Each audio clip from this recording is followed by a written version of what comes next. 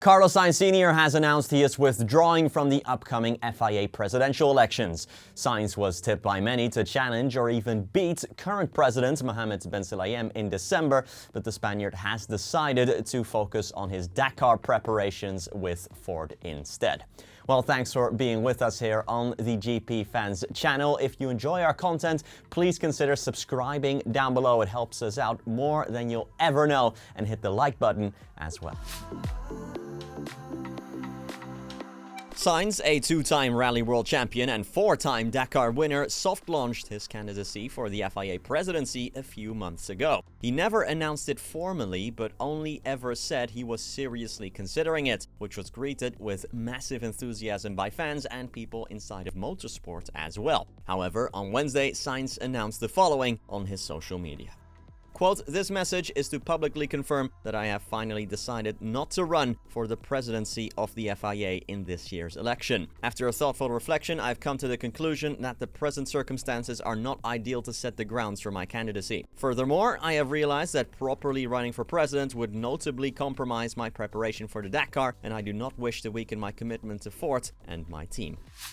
Red Bull advisor Dr. Helmut Marko believes his team's car is currently quite a bit slower than McLaren's, but also doesn't think it's impossible for Red Bull to overcome this deficit. Marko revealed the team will bring upgrades to the next few races, with Max Verstappen currently 43 points behind championship leader Oscar Piastri. Red Bull have already given up on the Constructors' Championship, where they are over 200 points behind McLaren, and instead are focusing on making Verstappen a champion for a fifth year running, something only Michael Schumacher has ever done. The Dutchman has managed to win 2 Grand Prix this season, but has rarely been able to challenge the McLarens, although Marko doesn't think it's impossible to catch them. Quote, "At the moment, we are probably 3/10 behind McLaren, and that is within a much smaller window, which makes it even more difficult. McLaren are also trying new things. The new front wing didn't work for a long time during practice in Montreal. Lando Norris was really fast only in the race until he started making mistakes again. So it is not impossible to make up those 3/10. But if it has to happen, it has to happen now."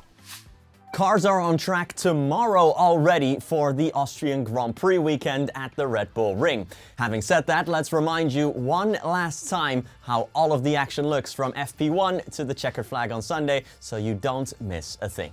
No sprint race this weekend, so we start the weekend with good old free practice 1 in Spielberg at 12:30 p.m. UK time or 7:30 a.m. Eastern time if you're in America. Later on Friday, FP2 starts at 4 p.m. or 11 a.m. Eastern. Saturday, June 28th, kicks off with the third and final free practice session starting at 11:30 a.m. UK time or 6:30 a.m. Eastern, followed by qualifying, which is from 3 to 4 p.m. or 10 to 11 a.m. Eastern. On Sunday, June 29th, the formation lap for the Austrian Grand Prix starts at 2 p.m. sharp if you're in the UK or at 9 a.m. Eastern if you're in the USA.